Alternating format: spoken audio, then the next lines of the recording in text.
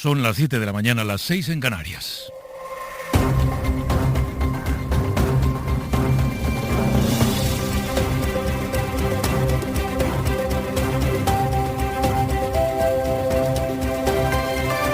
En la cadena SER, Hoy por Hoy, con Pedro Blanco. ¿Qué tal? Muy buenos días. Pedro Sánchez ofrece esta mañana la tradicional rueda de prensa de cada verano, en la que el presidente del gobierno hace balance de los primeros meses del año, y lo va a hacer con el día de ayer, el 3 de agosto del 2020, marcado ya para siempre en el calendario de este país como uno de esos días históricos. Y ya vamos acumulando unos cuantos. El día en el que el rey Juan Carlos anunció que se iba de España entre sospechas de corrupción. Mira, es evidente que estamos siendo testigos, el conjunto de la población española, de informaciones inquietantes que nos perturban a todos, a mí también. La propia Casa Real está marcando distancias frente a esas informaciones inquietantes, perturbadoras, y eso es algo que yo agradezco. Bueno, esto decía Pedro Sánchez hace apenas un mes, cuando la examante del rey, Corina Larsen, declaró en Suiza que Juan Carlos le había regalado 65 millones de euros procedentes de Arabia Saudí. Hoy va a ser el primero en el Partido Socialista y en el Gobierno en hablar sobre la decisión del emérito. Evidentemente, la Moncloa no era ajena a esta decisión, llevaba semanas trabajando con la Casa Real ante el temor de que esta situación salpicara al actual rey, a Felipe VI. Sonia Palomino, buenos días. Buenos días, Pedro. Tanto Sánchez como la vicepresidenta primera, Carmen Calvo, se habían encargado de primera mano de coordinar la decisión con el Palacio de la Zarzuela. No hay comunicado oficial del Gobierno, pero fuentes de Moncloa se limitan a decir que respetan la decisión y reconocen la ejemplaridad y transparencia que guían a Felipe VI. Una prudencia que contrasta con el mensaje de Pablo Iglesias en Twitter, en el que aseguró anoche que la huida del rey es una actitud indigna y que deja a la monarquía en una situación muy comprometida. Por respeto a la ciudadanía y a la democracia española, el rey emérito debería responder por sus actos en España y ante su pueblo, dice Iglesias. No es la única voz que se desmarca de la posición oficial dentro del Gobierno. Tanto el ministro Alberto Garzón ha criticado esta decisión, y el Grupo de Unidas Podemos ha emitido un comunicado en el que reclama que Juan Carlos I responda ante la justicia. El diputado de la formación morada, Chema Guijarro, anoche en Hora 25. Se vuelve a demostrar hasta qué punto este sistema de privilegios es absolutamente absurdo y anacrónico, ¿no? Y por supuesto, desde luego creemos que no es una buena señal a la opinión pública española que la persona pendiente de estas investigaciones salga del país, la verdad. En la oposición más a la derecha, pocas sorpresas. El Partido Popular habla de respeto a la decisión. Pablo Casado reconoció en un mensaje en redes sociales la labor del rey al frente de la jefatura del Estado y mostró su respaldo a lo que calificó como labor ejemplar del rey Felipe VI al servicio de todos los españoles y al papel esencial de la corona como símbolo de la unidad. Su secretario de Comunicación, Pablo Montesinos, anoche aquí también en la SER.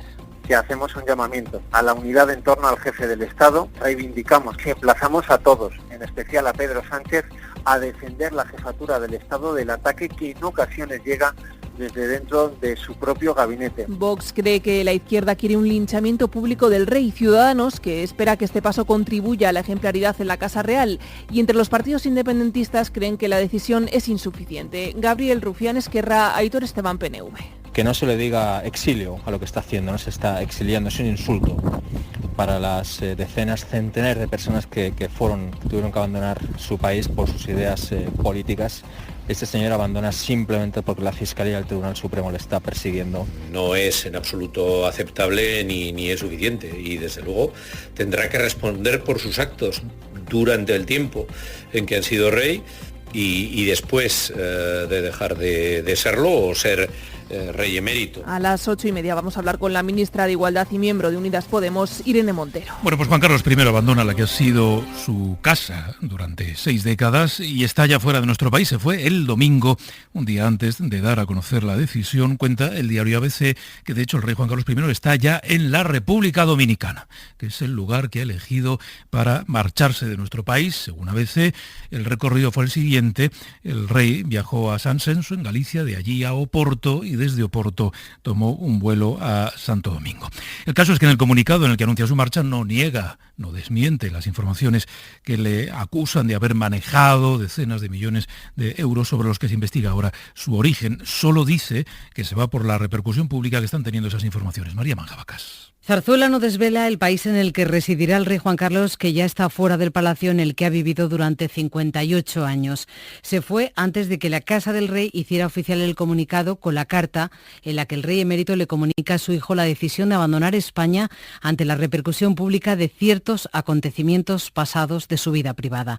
Decisión meditada, explica, que toma con profundo sentimiento pero con gran serenidad, convencido de estar prestando el mejor servicio a los españoles, a sus instituciones y al rey. En respuesta, Felipe VI respeta, agradece y reivindica la importancia histórica del reinado de su padre. El rey Juan Carlos sigue como miembro de la familia real, conservará el título de rey que se le reconoció tras la abdicación y su marcha no implica cambios para la reina Sofía, que seguirá viviendo en el Palacio de la Zarzuela y continuará con su actividad institucional. Bueno, pues hoy es inevitable la imagen del rey Juan Carlos, que ocupa, Pablo, todas las portadas de todos los periódicos. Portadas que realmente habrían sido difíciles de creer si nos las cuentan en enero. Son portadas de grandes titulares a la altura de esta decisión y que conjugan el nombre de Juan Carlos I y el de España con verbos como abandonar o marchar, y lo hacen con imágenes del emérito en actitud cabizbaja, pensativo, quizás disgustado, porque algunas son de algunas de sus últimas apariciones públicas, y algunas portadas como la del País con la figura ensombrecida de Juan Carlos, en una imagen en la que apenas se identifica el perfil del monarca.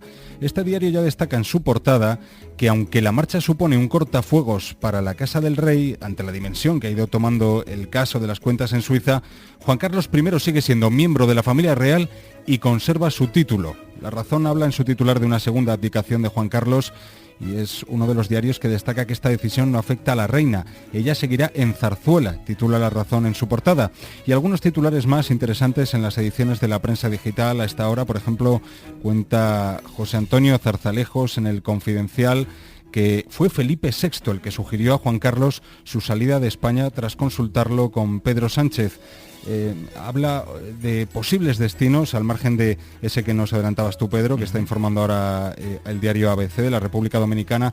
Dice José Antonio Zarzalejos que se barajan también otros destinos como Portugal, como Italia o Francia, países en los que la familia real, la familia Borbón, tiene familiares de trato frecuente.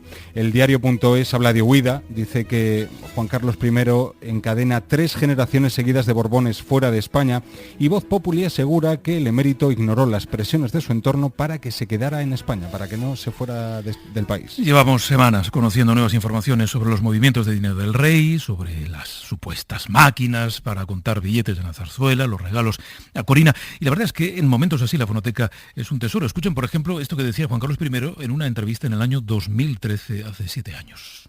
Siendo sincero contigo, te diría que a mí me gustaría que me lo recordaran como el rey que ha unido a todos los españoles y con ellos ha conseguido recuperar la democracia y la monarquía. La verdad es que parece complicado que la imagen que quede en los libros de historia sea esa que él quería que quedara. Estos acontecimientos de su vida privada, a los que hace alusión, los está investigando la justicia y todavía sigue habiendo preguntas sin responder. Sí, esos acontecimientos son en realidad una investigación penal abierta desde hace meses por la Fiscalía del Supremo.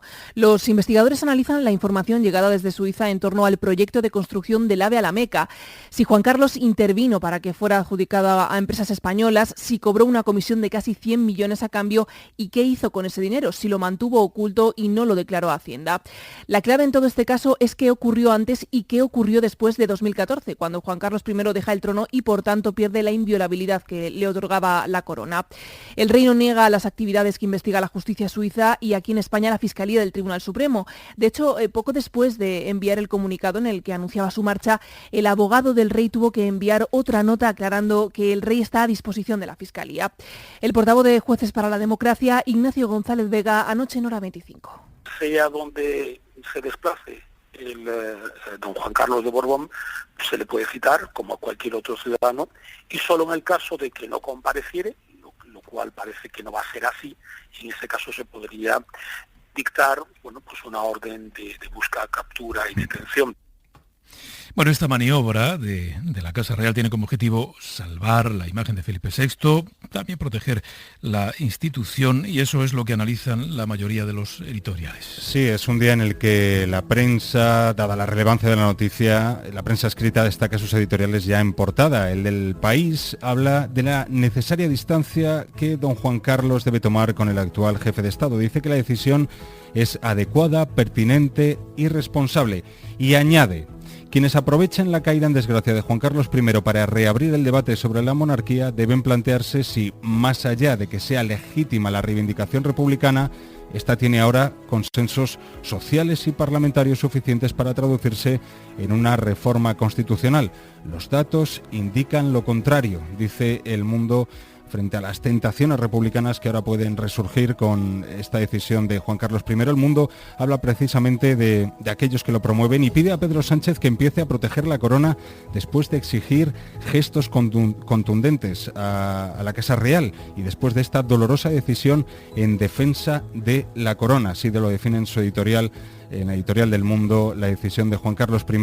ABC reivindica la corona, dice que la corona permanece y el análisis que merece la marcha del rey emérito trasciende a su persona y obliga a preguntarse por la estrategia en marcha contra la arquitectura constitucional de 1978. A eso apunta la editorial de ABC y su director, Bieito Rubido, en una columna especial, dice que las actuaciones personales y privadas de un monarca, como es el caso, no pueden afectar a la institución. La institución está por encima de coyunturas y peripecias de las personas. Es la línea de separación que establece el director de ABC respecto a los casos que ahora investiga la justicia. Bueno, pues seguimos discutiendo sobre si el jefe de Estado puede tener actividades o actitudes o comportamientos personales y privados.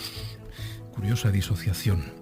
Esto aquí en España, pero la noticia está teniendo mucha repercusión fuera de nuestro país, Sara. Está prácticamente en todos los medios, así que vamos a hacer un recorrido. En Europa empezamos por el Reino Unido, que es uno de los países que más lo destaca en sus periódicos. El Times lo lleva en su portada en papel, es la segunda noticia más destacada, con una foto de archivo del rey y el titular: el rey emérito español huye. Dicen que ha sido forzado al exilio por los escándalos. En la BBC el corresponsal europeo lo describe como una salida humillante y en The Guardian el corresponsal aquí, Sam Jones, titula: el escándalo fuerza al exilio al rey emérito, y explica que las últimas informaciones han dañado la reputación de la monarquía y avergonzado a su hijo. Escribe Jones que esas noticias han empañado la que una vez fue vista como una monarquía modélica. En la prensa francesa el tema está tanto en Le Monde como en Le Figaro, con un titular muy parecido: Juan Carlos, sospechoso de corrupción, se exilia. También está en la prensa italiana. El Corriere della Sera titula: adiós a España, el exilio voluntario de Juan Carlos. La Tribune de Genève, que es el medio suizo que publicó algunas de las informaciones sobre la fortuna del rey, titula: la monarquía en crisis. No está tan presente el tema en la prensa de Estados Unidos, sí en la CNN, pero por ejemplo en el New York Times hay que rebuscar un poco más. El corresponsal en Madrid, Rafael Minder, escribe que la decisión puede alimentar el debate político y social sobre el futuro de la monarquía. Dice que 6 años después de la abdicación, Juan Carlos I ha seguido ahí, creando una sombra problemática, dice, sobre la Casa Real, y es también una de las noticias principales de la prensa latinoamericana. En Clarín, en Argentina, escriben que es una paradoja que ni el conflicto catalán ni las críticas al gobierno por la gestión de la pandemia le han complicado el reinado a Felipe tanto como los enredos de su padre. Y en La Nación, la corresponsal en Madrid se pregunta: ¿exilio o huida?